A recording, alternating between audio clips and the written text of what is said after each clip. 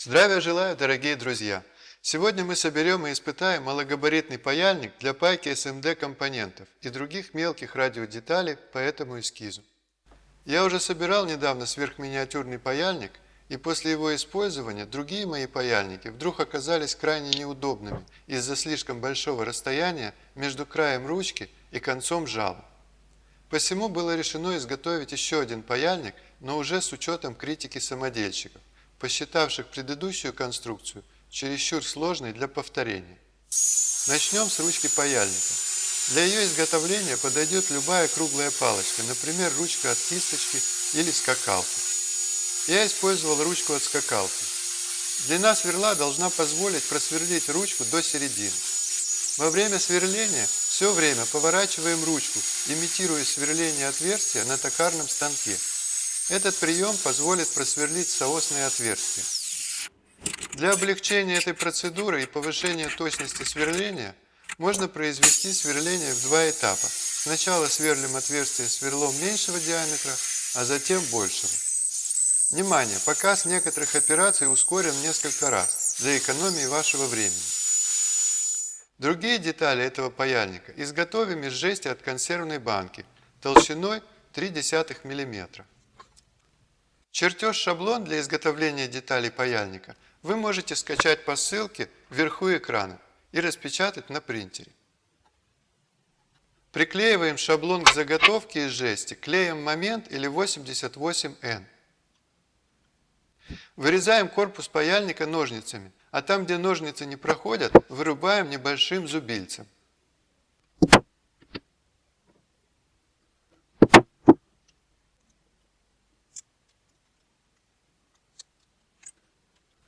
Керним центры отверстий, отмеченные крестиками. Сверлим все отверстия сначала тонким сверлом, а потом рассверливаем до диаметра, указанного в чертеже. Отверстие диаметром 3,4 мм лучше сверлить сверлом с заточкой Цифенбора. Это обеспечит сохранение правильной формы отверстий в тонком листовом материале. При этом не придется удалять заусенцы, так как основная часть стружки будет иметь форму шайбочек. Гибку заготовки сначала производим с помощью узкогубцев, обеспечивая идентичность планок, а затем используем какую-нибудь круглую оправку для формирования цилиндрической части детали. В конце отгибаем лапки и удаляем бумажный шаблон с помощью ацетона.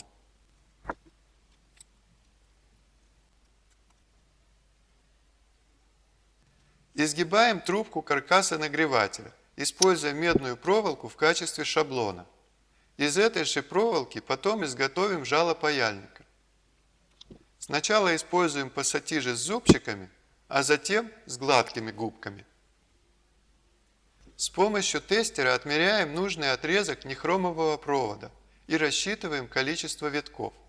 Подробности расчетов есть в статье. Для намотки спирали нагревателя используем жестяной каркас и ту же самую оправку. Вставляем слюду в щель трубки, а трубку одеваем на оправку.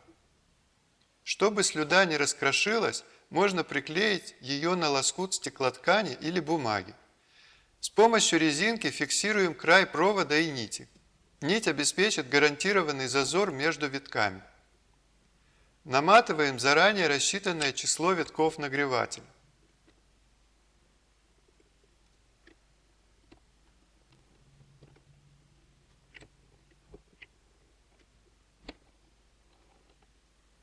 Проклеиваем спираль любым клеем для упрощения дальнейшей сборки. Когда клей подсохнет, закрепляем конец спирали с помощью отрезка медной проволоки. Кроме функции крепления, эта медная проволока предотвратит нагрев выводов спирали. Зажим типа крокодил, закрепленный на конце спицы, удобное приспособление для выполнения данной операции.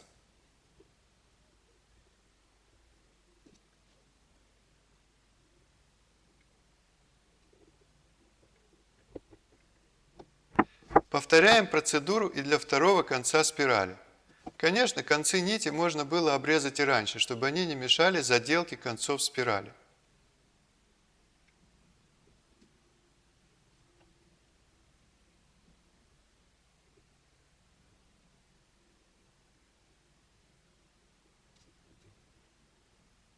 Изолируем спираль 2-3 слоями стеклоткани. Если стеклоткань не имеет пропитки, то для удобства сборки ее нужно предварительно проклеить клеем момент или 88N, а потом просушить. Укладываем дальний вывод спирали вдоль каркаса. Снова изолируем нагреватель стеклотканью. Подбираем такое количество слоев, чтобы надежно закрепить нагревательный элемент в корпусе паяльника. От плотности намотки стеклоткани будет зависеть надежность фиксации каркаса нагревателя, а значит и жало паяльника. Наш нагреватель готов. Приступаем к окончательной сборке. Изгибаем замыкающую пластину под размер нагревателя.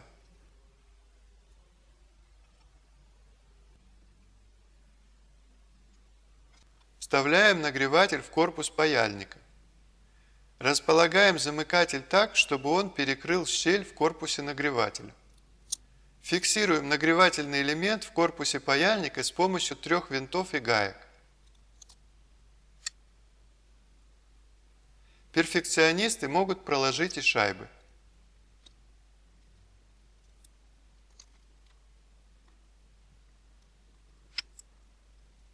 Затягиваем винты как можно плотнее.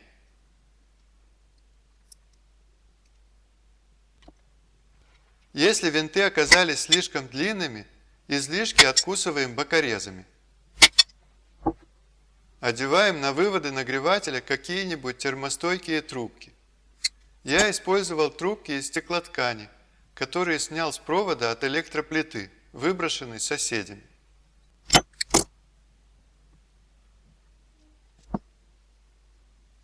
Продеваем кабель питания сквозь ручку и подключаем к нему выводы нагревателя с помощью скрутки.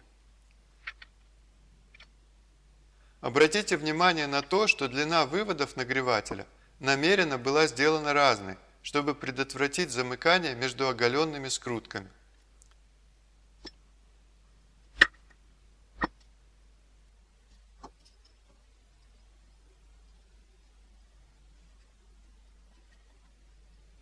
Крепим корпус паяльника к ручке с помощью саморезов.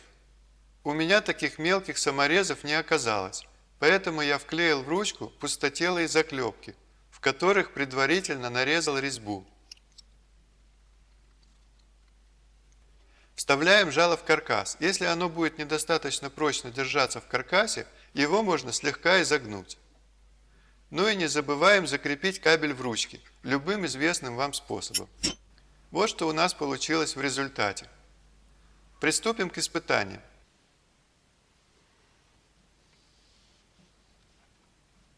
Как видите, при расчетных параметрах паяльник легко набирает температуру свыше 500 градусов по Цельсию. Изменив напряжение питания, можно установить нужную температуру жала. Спасибо за внимание и творческих вам успехов!